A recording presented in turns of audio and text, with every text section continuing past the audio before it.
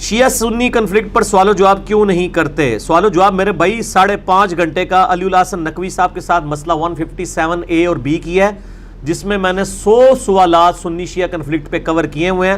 اب کوئی سوال بچا ہی نہیں ہے، تو اس لیے بار بار تو اس کو لکیر پیٹنے کی ضرورت نہیں۔ آپ حیات النبی پہ بھی ہر دفعہ مجھے چٹ بھیجیں گے تو میں آپ کو یہ کہوں گا کہ مسئلہ 5 دیکھ لیں، بار بار تو نہیں میں نے ریکارڈ کروانا۔ کیا ایسا ہے کہ شیعہ قرآن میں تحریف کے عقیدے پر تقیہ کرتے ہیں؟ ہم تو ظاہر پہ فتویٰ لگاتے ہیں، ظاہری طور پہ تو وہ قرآن کے جو اسی قرآن کو مانتے ہیں جو ہمارا ہے۔ میرا اس کے یوٹیوب کے اوپر کلپ بھی ہے، کیا صرف شیعہ ہی کافر ہے؟ تو اس میں آپ کو کئی اور چیزیں بھی پتہ چلیں گی۔ تقیہ کا فیصلہ آپ نہیں کر سکتے۔ میں نے تو کئی سنیوں کو بھی دیکھا ہے کہ وہ تقیہ کرتے ہیں۔ جنگ جمل صفین نہروان کے اوپر بخاری مسلم کے حدیثوں پہ صدیوں سے سنیوں کے بڑے بڑے بزرگوں اور علماء نے ابھی تک تقیہ کیا ہوا تھا، یہ پردہ ہی تو ڈالا ہوا تھا۔ اسی لیے تو مودودی صاحب کو گالیاں کھانی پڑی۔ کیوں کھانی پڑی؟ اگر یہ تقیہ اہل سنت نے پچھلے 1000 سال سے نہ کیا ہوتا تو مودودی صاحب کو ویلکم کہتے کہ جی آپ نے کون سی نئی بات کی ہے، یا ہمارے یہ 72 حدیثوں کو ویلکم کہتے۔ تو تقیہ تو سب نے کیا ہوا ہے، لیکن ہم ظاہر پہ حکم لگاتے ہیں کہ جی یہ مانتے ہی ہوں گے بخاری مسلم کو، جو چھاپ تو رہے تھے۔ اس طرح چونکہ شیعہ بھی یہی قرآن چھاپ رہے ہیں، یہی بانٹ رہے ہیں، تو آپ ظاہر کے اوپر فتویٰ لگائیں، باطن آپ کے اختیار میں نہیں ہے۔ کیوں؟ صحیح بخاری میں اسامہ ابن زید نے ایک دفعہ ایک جنگ کے دوران ایک بندے کے اوپر حاوی ہوئے تو اس نے کلمہ پڑھ لیا، پھر بھی اس کو قتل کر دیا۔ نبی علیہ السلام کے پاس مقدمہ آیا تو آپ نے فرمایا کہ تو نے کیوں قتل کیا جب وہ کلمہ پڑھ رہا تھا؟ کہا یا رسول اللہ وہ ڈر کی وجہ سے پڑھ رہا تھا۔ آپ فرمایا تو نے اس کا دل چیر کے دیکھ لیا تھا۔ صحیح بخاری میں حضرت خالد بن ولید کے بارے میں بھی یہی واقعہ آتا ہے۔ نبی علیہ السلام نے 7 دفعہ فرمایا اللہ میں خالد کے عمل سے بری ہوں، جو کچھ اس نے کیا میرا کوئی تعلق نہیں ہے۔ حضرت خالد کہتے ہیں مجھے اس دن خواہش ہوئی کاش آج سے پہلے میں کافر ہوتا اور آج کلمہ پڑھ کے مسلمان ہوتا، میرا یہ گناہ تو دھل جاتا جو میں نے ناحق کسی کو قتل کر دیا۔ تو حالانکہ یہ لاجیکلی بالکل صحیح ہے کہ ایک بندہ مرنے کے قریب ہے اور وہ کلمہ پڑھ دے، لیکن نبی علیہ السلام فرما رہے ہیں آپ نے تب بھی اس کے کلمے کا احترام کرنا ہے کہ وہ تقیہ نہیں کر رہا۔ تقیہ عربی میں کہتے ہیں ڈر کی وجہ سے، یہ تقوی یہ لفظ استعمال ہوتا ہے نا، قرآن میں آیا ہے کہ موت کے ڈر کی وجہ سے تقیہ تم کر سکتے ہو۔ سورہ آل عمران کے اندر، سورۃ النحل کے اندر تقیہ پہ میرا مسئلہ نمبر 123 ریکارڈڈ ہے۔ تقیہ کوئی شیعہ کا مسئلہ نہیں ہے، یہ قرآن و حدیث کا مسئلہ ہے۔ تقیہ کیا جا سکتا ہے جب زندگی موت کی کشمکش ہو، اس میں کسی فرقے کا اختلاف نہیں ہے، ٹھیک ہے جی۔ لیکن ہم جب کوئی ظاہر پہ کوئی کہے گا اس کے کلمے کا احترام کریں گے۔ نبی علیہ السلام نے کئی منافقین کے کلمے کا احترام کیا ہے جن کی حرکتوں سے پتہ چلتا تھا یہ اندر سے کافر ہیں، لیکن نبی علیہ السلام نے ان کے جنازے پڑھائے ہیں۔ بخاری مسلم میں آتا ہے عبداللہ ابن ابی کا جنازہ پڑھایا ہے، حضرت عمر سامنے کھڑے ہو گئے یا رسول اللہ آپ کو جنازہ نہیں پڑھنے دوں گا۔ بعد میں حضرت عمر کہتے تھے میں نے یہ کیوں اتنی جرأت کی، مجھے نہیں کرنا چاہیے تھا ایسے۔ نبی علیہ السلام فرمایا جب تک اللہ تعالیٰ مجھے منع نہیں کرے گا میں ضرور پڑھوں گا، اور اللہ تعالیٰ بھی دیکھ رہا تھا۔ جنازہ پڑھایا، اپنا کرتا اس کو پہنایا، مسلم شریف میں ہے، لعاب دہن اس کے منہ میں ڈالا۔ آپ کے اخلاق کی وجہ سے کتنے منافقین اسلام کی طرف لوٹ آئے۔ اللہ نے بھی اس وقت وحی نازل نہیں کی، جب سب کچھ کر چکے پھر کہا کہ آمدہ نہیں کرنا، حالانکہ پہلے بھی منع ہو سکتا تھا۔ تو اس کا مطلب ہے اللہ کی مرضی بھی اس میں شامل تھی کہ خوش اخلاقی آپ علیہ السلام کی امت تک ٹرانسفر بھی ہو۔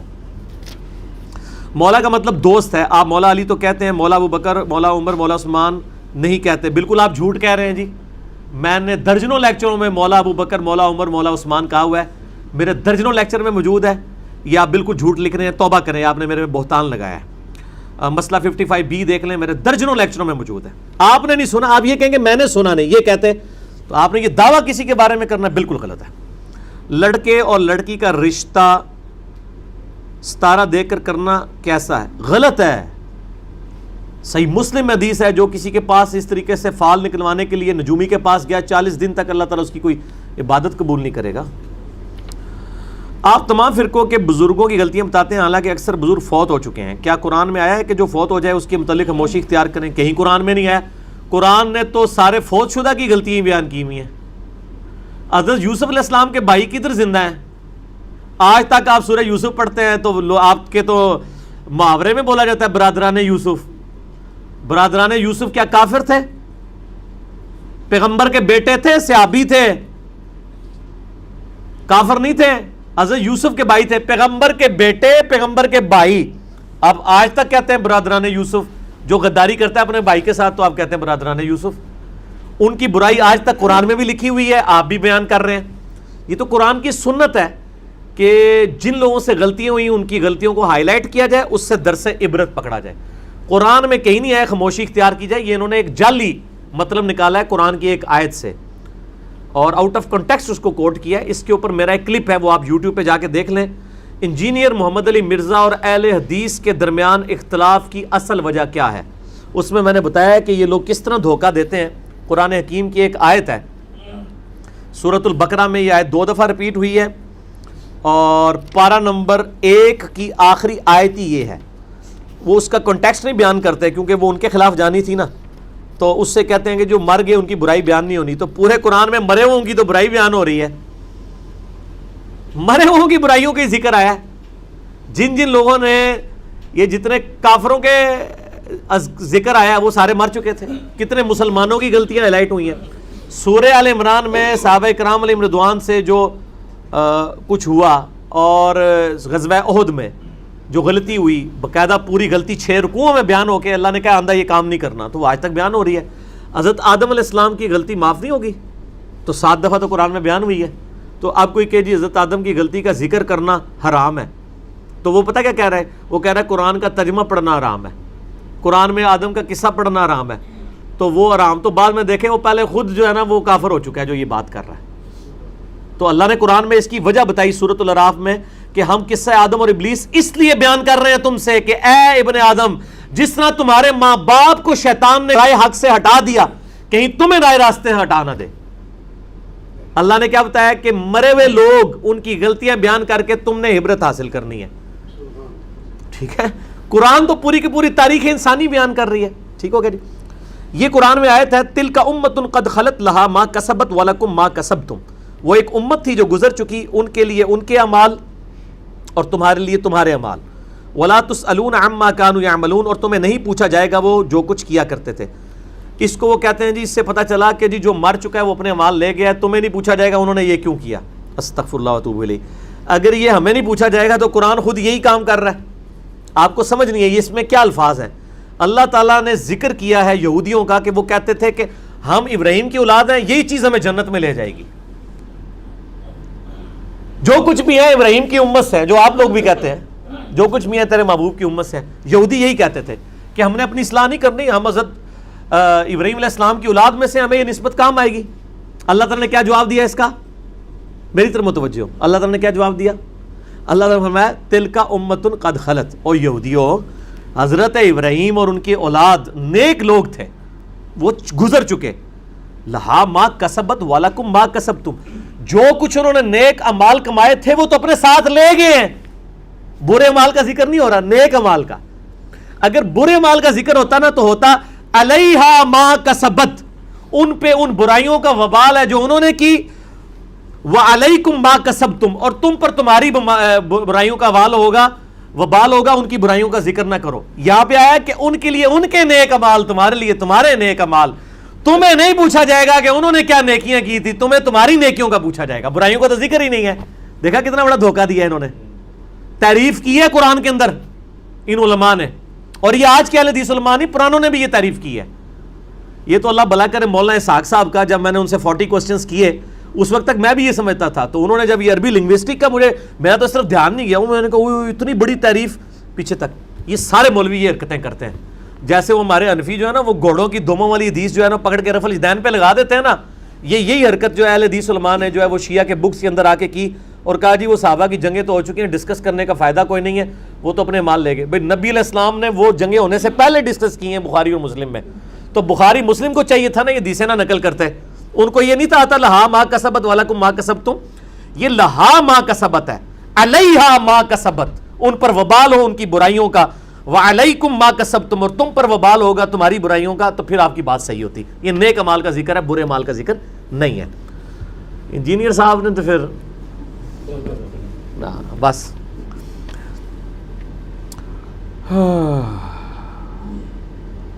مسلم کی حدیث میں ہے کہ عقبہ والوں میں سے ایک شخص حضرت حذیفہ سے جھگڑ رہا تھا اور حضرت حذیفہ نے اس شخص کو منافقین میں شمار کیا, تو کیا کسی کتاب حدیث میں اس شخص کا نام آیا؟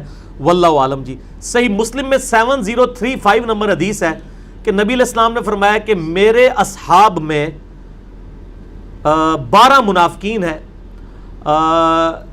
وہ اس وقت تک جنت میں داخل نہیں ہوں گے جب تک کہ اونٹ سوئی کے ناکے سے گزر نہ جائے. جیسے امپاسبل ہے, جیسے قرآن میں بھی ہے سورۃ الاعراف میں کہ کافر جنت میں داخل نہیں ہوں گے یہاں تک کہ سوئی کے ناکے میں سے اونٹ نہ گزرے. یہ عرب کا محاورہ تھا. تو وہ منافقین کے نام حذیفہ ابن یمان کو نبی علیہ السلام نے بتایا. مسئلہ 96 ہے میرا، عظمت صحابہ، رد المنافقین اور سنی شیعہ کے اختلاف کا تحقیقی جائزہ. حذیفہ ابن یمان نے امت تک وہ نام نہیں پہنچائے، اس لیے کہ نبی علیہ السلام نے منع فرمایا تھا، اور ظاہر ہے اس سے پھر ایک بڑا مسئلہ بھی کھڑا ہو سکتا تھا. بہرحال ایک اشارہ انہوں نے دے دیا تھا.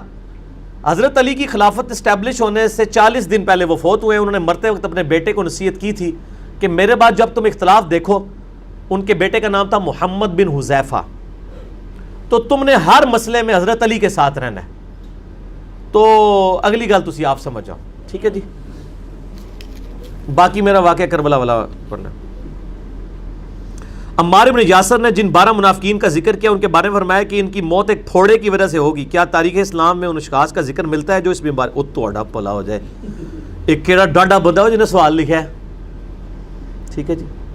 ہاں جی، اس میں کئی ایسے ہیں جو اسی پھوڑے سے مرے ہوئے ہیں، لیکن اس طرح ہم ڈیفینیٹلی فیصلہ نہیں کر سکتے، اس لیے کہ نبی علیہ السلام نے خوارج کی نشانی بیان کی ہے کہ وہ ٹینڈ کروائیں گے، گنج. اب اس کا یہ مطلب نہیں کہ جو بھی گنج کروائے، یعنی سر کے بال ریموو کروائے، وہ خارجی ہوگا، کیونکہ مولا علی علیہ السلام خود بھی گنج کرواتے تھے. ابو داؤد میں حدیث ہے کہ مولا علی کہتے ہیں کہ جب سے میں نے نبی علیہ السلام سے سنا کہ جس کا ایک بال بھی غسل میں خشک رہ گیا اسے عذاب دیا جائے گا، میں نے اپنے سر کے ساتھ دشمنی کی، میں نے اپنے سر کے ساتھ دشمنی کی، میں نے اپنے سر کے ساتھ دشمنی کی، اور میں نے بال اس طرح پھروا دیا. حضرت علی رضی اللہ تعالیٰ عنہ اس طرح پھرواتے تھے. تو خوارج کی ایک نشانی یہ بھی ہے. تو یہ نہیں ہوگا کہ جو بھی اس طرح پھروائے گا وہ خارجی ہوگا. ہاں یہ کہا جا سکتا ہے کہ جو خارجی ہوگا نا وہ اس طرح بھی پھرواتا ہوگا. تو یہ پھوڑے والا جو ہے یہ بیماری ظاہر ہے کہ یہ کینسر نما ایک دوبیلا پھوڑا ہوتا تھا. اب وہ ظاہر ہے کہ آپ یہ تو علماء سے پوچھ کے چلیں، ان علماء سے ہی آپ جا کے پوچھیں کہ نبی علیہ السلام کے ساتھیوں میں سے کون سے لوگ ہیں جو دوبیلا پھوڑے کی وجہ سے دنیا سے گئے ہیں. تو اگر ان کی منہ سے جھاگ نکلنا شروع ہو جائے، کانوں سے دھواں نکلنا شروع ہو جائے، تو آپ سمجھ لیں کہ وہ آپ کو نام نہیں بتائیں گے. تو میں نے تو ویسے ہی نہیں بتانا آپ کو، یہ اپنے علماء سے پوچھ کے چلیں. یہ کہتے ہیں نا علماء سے پوچھ کے چلیں، تو آپ علماء سے پوچھتے. اچھا ایک طرف یہ آپ کو کہتے ہیں ہم سے پوچھیں، جب پوچھنے جاتے ہیں تو پی جاندے نے اگوں اللہ دے بندے ہو کہ وہ جس طرح سورۃ الاعراف ہی چاہیا ہے کہ اللہ نے علماء سو کی مثال دی ہے کتے کی سی کہ وہ زبان ہانپتا رہتا ہے. اور واقعی آج بھی اسی طرح ہی ہوتا ہے کہ وہ بنی اسرائیل کے تو علماء صرف زبان ہانپتے تھے، تو مطلب آگے پتہ نہیں کہاں تک اتر آتے ہیں. تو چلے ہم اس نے ظن رکھتے ہیں، آپ جن کو علماء حق سمجھتے ہیں ان کے پاس جائیں گے. جی آپ نے یہ جو پھوڑے کا نام ہے دوبیلا، حدیث نمبر ہے صحیح مسلم میں 7035 انٹرنیشنل نمبر کے مطابق، مسئلہ نمبر 96 میں موجود ہے. وہ آپ دیکھ لیں اور آپ اپنے علماء سے پوچھ کے چلیں کہ یہ کون ہے. ٹھیک ہے جی. اگر آپ کے علماء یہ کہیں یہ باتیں نہیں کرنی چاہیے تو ان کو کہیں کہ اس کا مطلب ہے are you trying to teach your profit, یعنی آپ کیا اپنے نبی کو یہ سمجھانا چاہ رہے ہو کہ یہ باتیں نہیں کرنی، کیونکہ ہمیں تو نبی علیہ السلام نے بتائی ہے نا. آپ دیکھیں یہ چند لوگوں کا دفاع کرتے ہوئے اپنا ایمان سے ہی.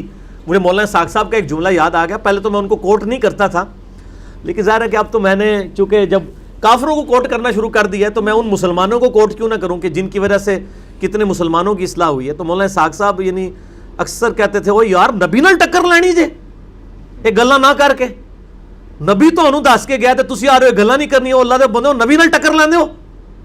بھائی اسی تے نہیں نبی نال ٹکر لیندے. اگر نبی علیہ السلام نے فرمایا ہے کہ جی میری بیوی پر حوض کے کتے بھونکیں گے، تو نبی علیہ السلام کو اپنی بیوی کی عزت ہم سے زیادہ پیاری ہے. اگر وہ امت کو یہ حدیث بتا کے گئے ہیں تو یقیناً آپ بتا گئے ہیں، ہم نے بھی اسی طریقے سے نقل کی ہے اور آگے بیان کی ہے. ٹھیک ہے نا جی، اس میں کوئی گستاخی نہیں ہے. یہ اسی طرح کی گستاخی ہے جیسے کوئی کہ جی قرآن اتنی پاک کتاب ہے تو یہ شیطان کا نام نیور کیوں آیا ہے، کڈو.